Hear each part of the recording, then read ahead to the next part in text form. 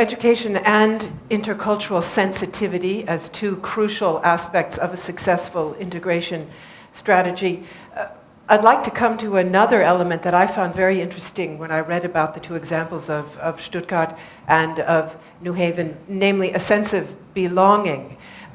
We tend to think of rights, citizenship rights, as big, indivisible packages. You're either a citizen or you're not.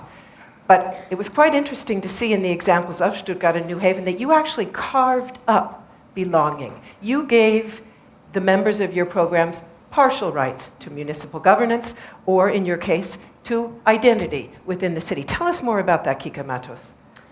And how important is that sense of belonging? What does that mean? Just to put this in context, I decided that I was going to try to live for half a day the life of an undocumented immigrant in Washington, D.C., and that was a complete disaster because I decided not to carry any identification with me. And I went into a bunch of buildings, and I was denied access. People, the first thing they asked was, why are you here? And give me some identification. And it was a very short period of time. It was a day for me of humiliation and constant rejection.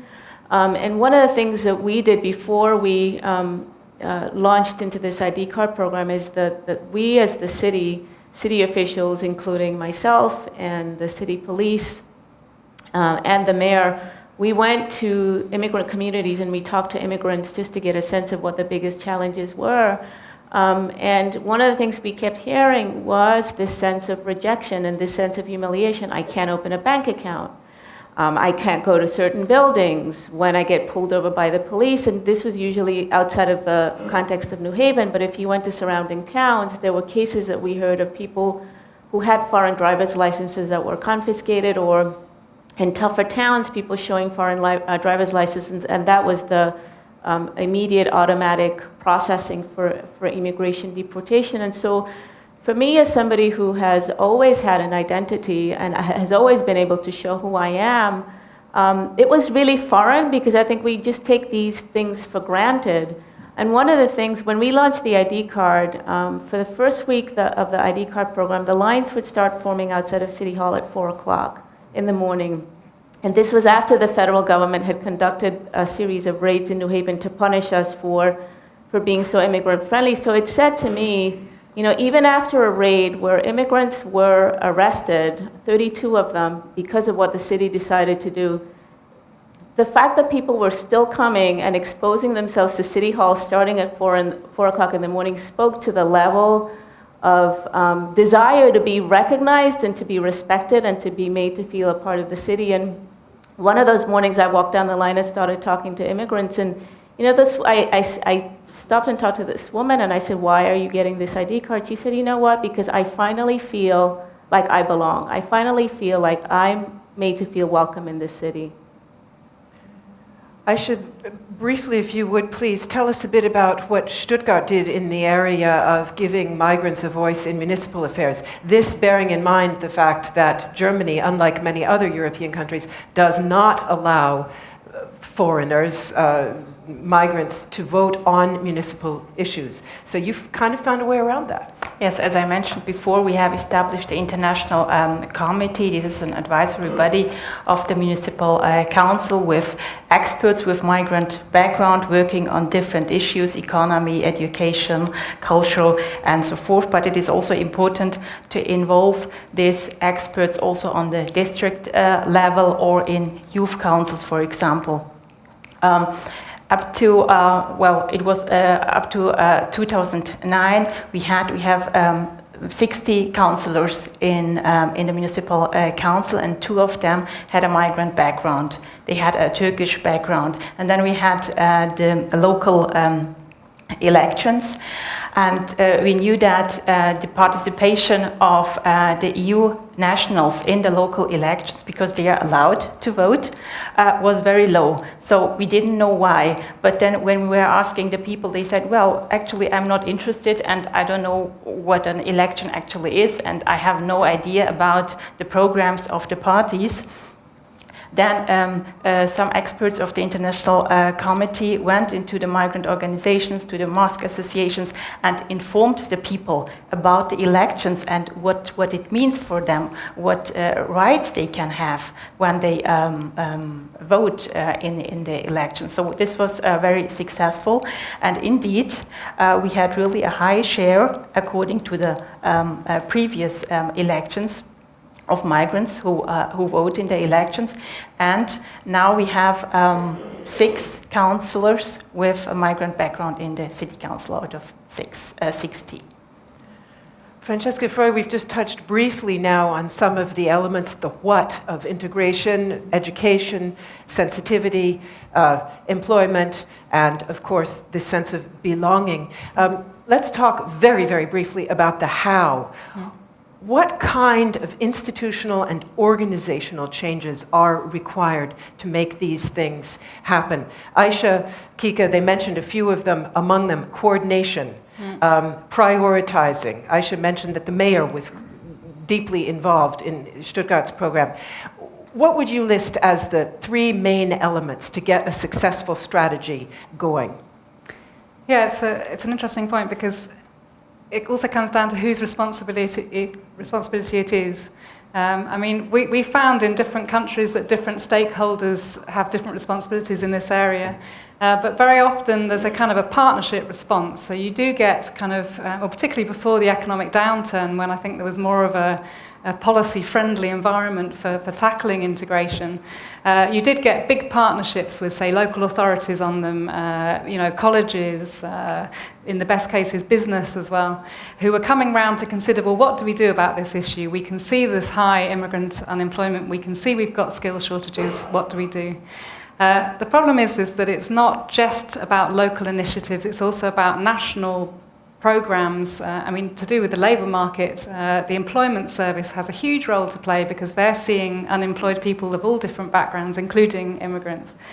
And I think rather than having a kind of a plethora of lots of little initiatives happening with different bodies at the local level, while that's useful, there also needs to be the ability for mainstream government programs, services that operate in our cities to be flexible enough to deal with these groups, so that they don't actually have to send people out to NGOs or to different bodies. So I think flexibility in terms of national programs, in terms of services to deal with these quite precise needs that people have in terms of language learning, recognition of skills. There needs to be flexibility. I think it's also about strategies. I think it's one of the things that we found is that if you pay too much attention within a local area to attracting new talent, and you ignore the populations that are already there in terms of not only disadvantaged local people, but also 2nd or 3rd generation of immigrants, you're kind of missing part of the story. So one of the things we've been trying to get cities to think about is looking at immigration as part of local skills strategies, which look at both attracting people but also integrating them and upgrading the skills of workers. Because a lot of the problem is not just about high unemployment, it's also about people being trapped in poor quality work and losing the possibility to progress. So I guess flexibility, forward-looking. In terms of a 3rd area, I think unfortunately it's about resources. It's the best will of the world. You can say we want to do this and this is the way of doing it, but the trouble is that our localities just don't have enough resources. And so the quandary that we see at the local level is, what do we do with the resources we have? How do we target them? What do we do? And unfortunately the tendency is often to spread resources very thin without actually giving anybody enough support to really change their life chances and their career prospects. So I guess wise with resources is the final issue. And this, of course, is why best practices sessions like this one are so important, because they allow more cost-effective use of those limited resources that are there. This is a town hall, and the village aldermen and women have now spoken, and we'd love to hear from all of you, the citizens of the town hall. So please, hands up. I have one question here in the back on the right. Christoph Meyer, Zurich, Switzerland. I think we are doing quite a good work right now for working with migrants and for migrants, and I'm appreciated in this conference and learned even more about this and knew a lot of more ideas. A little bit less I learned about other topics I have to deal with. One of them is, what do we do with the global nomads, our parallel societies, English-speaking in our cities? How can we bring them inside our town society? So maybe also for Pricewaterhouse, what do you do? Do you see your people also, do you link them also in the Dutch society, something like that? So this is a new topic for us, and there I don't have a lot of answers, unfortunately. And the other thing I need to learn more is how do we deal, in my case, with the Swiss society? What are the reception society? You know, in my city, 30% of the people are not voters, so they're not very attractive. So they're victims of the political discussions. And how can we convince the receiving society, not the majority in my town, they're quite good, but there are skeptical people. The question is how to deal with skeptical people. We had some answers today, but I need even more. Thanks. Let me give the first part of the question to Andreas van Rosen, as you suggested, and the second part to Kika Matos, because you worked hard to get the host community on board. So, Andreas, please. Just to check the question, it's about how to link the migrated people that we have in our firm to the local society? Expatriates, essentially. Expatriates? That's what we do with it. As talked about, was a temporary integration. There are English-speaking people coming in our places. We think they will stay for 4 years only and then they go away. Mm-hmm. But some of them will stay. Is this interesting for integration or not? For our society, it's important. How do we integrate them? It's a good question. I don't have an answer to that. I know we have, because that is the advantage that we have as PwC, is that we have people going abroad and people coming with us. We establish them within the power that we have into local communities in terms of housing, into social activities. But strategically, how we embed people who will stay here for the long run, we haven't considered that in too much detail. So I think it's a fair question. If anyone else has an idea, please add. I'm going to toss it. Maybe Kika Matos has an idea on that issue as well, but also to the second part of his question about getting host communities. Because I don't have an idea about the first question. For us, I think part of what we did really was to really present this issue for the broader population as an issue of largely of self-interest, because one of the biggest issues from the city's perspective was that of public safety. And so part of the argument we made is that if we are encouraging criminality, eventually it's going to spread to other neighborhoods, and we want a safe and secure city, and what's in the best interest of the entire city is to make sure that we take care of public safety issues.